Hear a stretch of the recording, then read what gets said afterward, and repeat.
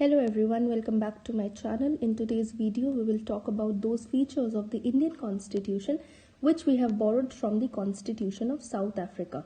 In total, there are two features which has been borrowed. The first is the procedure for the amendment of the Constitution. The second feature is the election of members of the Rajya Sabha.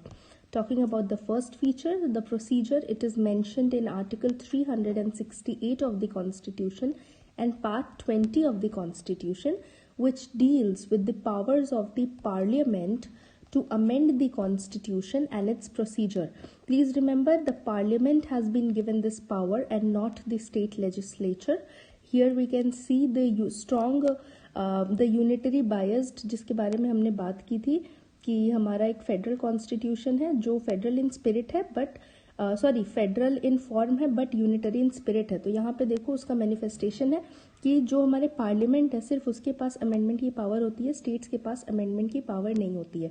ठीक है, ये article 368 part 20 के माध्यम से the parliament can amend the constitution but there is an exception.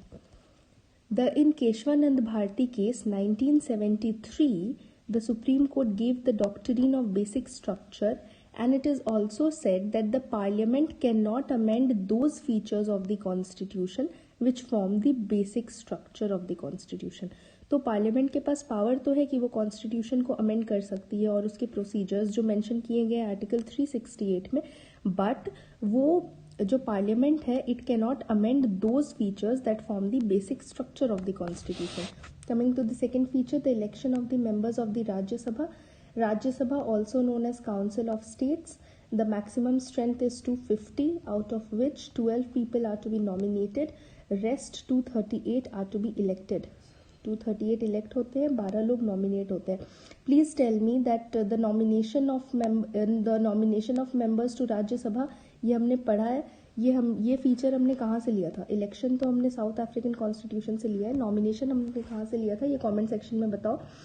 तो देखो जो 238 people elect होते हैं they are representatives of state and 2 union territories which is the union territory of Delhi and Puducherry, and they are elected by indirect election. जैसे कि ये direct election, they are not elected by the people but they are indirectly elected. At present the strength of Rajya Sabha कितनी है? It is 245, out of which 233 members are elected.